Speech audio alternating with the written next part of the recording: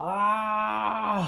अरे यार, ये मैं कार के खर्चे से परेशान हो चुका हूँ। मुझे पहले किसी ने क्यों नहीं बताया कि कार का एक्चुअल ओनरशिप कॉस्ट क्या है?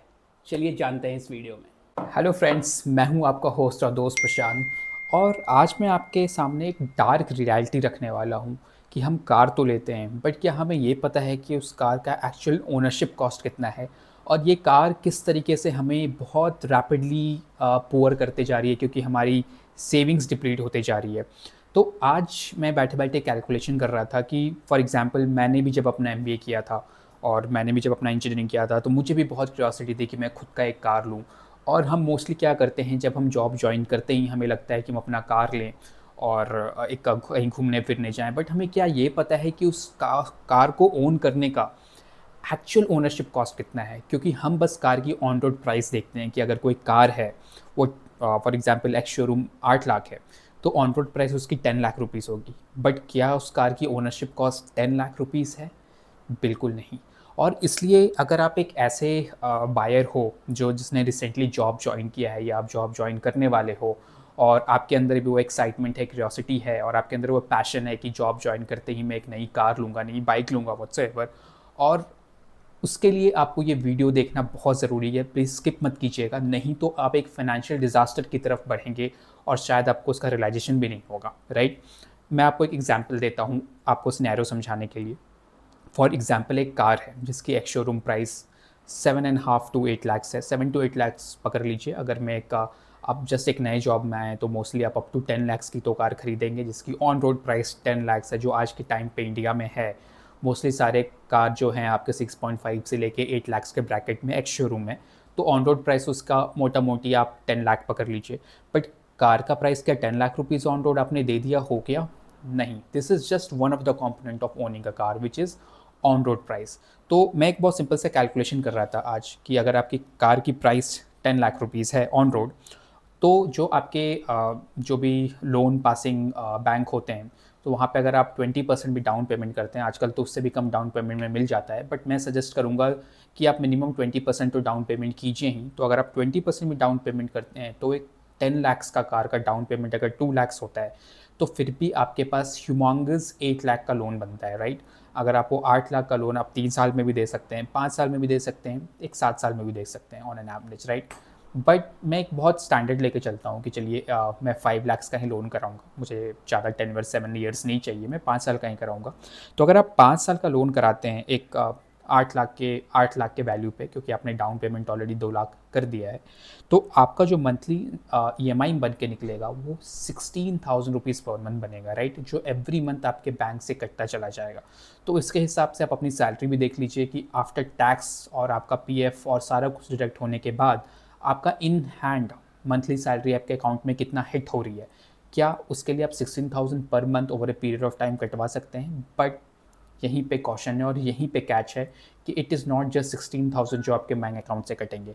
The second most important component which is going to be cut from your bank account every month is your fuel cost, जो हम नज़रअंदाज कर देते हैं। अगर आप एक कार लेते हैं तो मोस्टली आप उससे ऑफिस भी जाएंगे, एवरी डे आपका 7 टू 8 या 10 किलोमीटर्स का तो रनिंग होगा ही। तो अगर आप 10-20 किलोमीटर्स की भी रनिंग ले लेते हैं ऑन ए डेली बेसिस, और मंथली आपका 700 टू 800 किलोमीटर्स की रनिंग होती है, और अगर मैं पार्किंग भी लगा लूँ, थोड़ा बहुत टोल चार्जेस वगैरह लगा लूँ, तो मिनिमम जो आप स्पेंड करेंगे फ्यूल पे वो एटलीस्ट 8,000 रुपीज़ होगा पर मंथ, राइट? तो 16,000 तो आप ईएमआई पे कर ही रहे हो, आप 8,000 फ्यूल भी पे कर रहे हो, ठीक है? तो 16,000 अगर आप ईएमआई अगर पे कर रहे हो तो 1,92,000 आपका एनुअल कॉस्ट आप पे कर रहे हो बैंक को, जो आपके बैंक अकाउंट से कट रहा है। इसके अलावा आप हर मंथ फ्यूल का चार्जेस पे कर रहे हो, जो आप 8,000 भी अगर मैं ले लेता हूँ कि आप बहुत ज़्यादा यूज़ नहीं करते हो, बहुत ज़्यादा रोड ट्रिप्स नहीं करते हो, ऑफिस जाते हो आते हो, बस आपका इतना ही काम है, तो फिर भी आप फ्यूल पे इंक्लूडिंग टॉल हो गया आपका और ये सब सारे चार्जेस मिला के आप 1 लाख रुपया पे करोगे फ्यूल पे। तो आपका कॉस्ट कंपोनेंट ए हो गया 1,92,000 जो आप बैंक को देते हो, 1 लाख हो गया आपका फ्यूल का कॉस्ट। क्या ये दो कंपोनेंट्स ही हैं? नहीं। एक और कंपोनेंट्स आपका आएगा इन picture which is the insurance cost of the car, जो आपको एनुअली पे करने पड़ेंगे, ठीक है? वो डिप्रिशिएट होता है amount year on year, but year 1 पे अगर आप एक 10 लाख की कार ले रहे हैं तो उसका insurance cost near about 18 to 20,000 तो आना ही आना है। तो आपके 3 कंपोनेंट यहाँ पे ऐड हो गए फिर, राइट?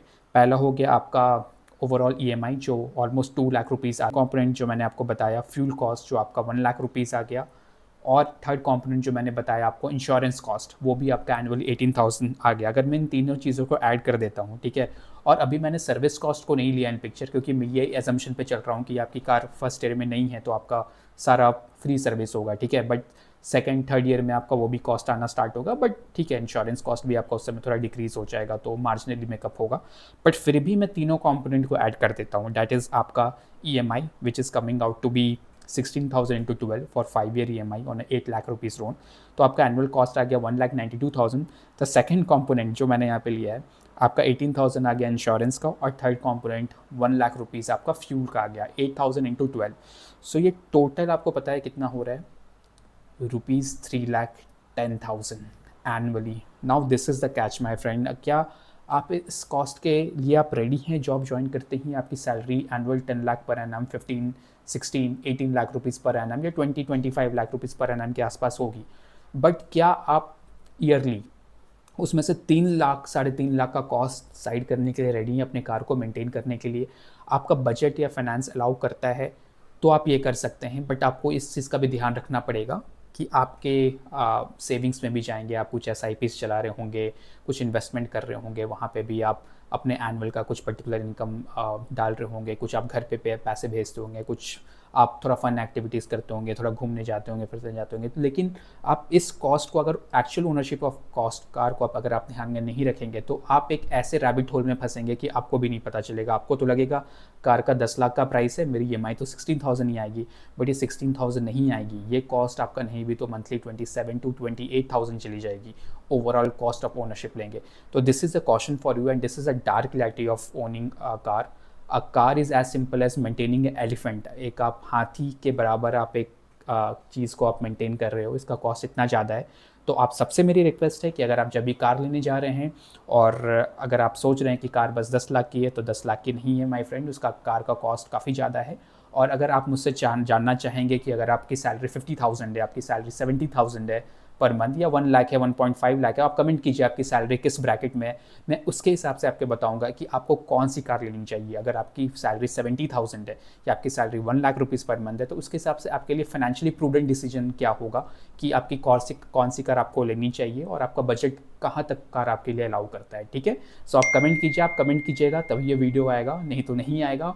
और सब्सक्राइबर मैं देख रहा हूँ आप लोग मुझे सब्सक्राइब नहीं कर रहे हैं, प्लीज़ सब्सक्राइब कीजिए। ये जैसे ही सब्सक्राइबर काउंट बढ़ेगा मैं आपके लिए नेक्स्ट वीडियो रिलीज़ कर दूंगा, जो आप जो भी बता रहे हैं, जो मुझे मैक्सिमम कमेंट मिलेंगे कि किस सैलरी ब्रैकेट में आप मुझे मुझे आप चाहते हैं कि मैं आपको बताऊं कि कौन से कार आपको 70,000 में लेना चाहिए, 1 लाख में लेना चाहिए, राइट। सब्सक्राइब कीजिए, कमेंट कीजिए, लाइक कीजिए। Till then take care and keep watching.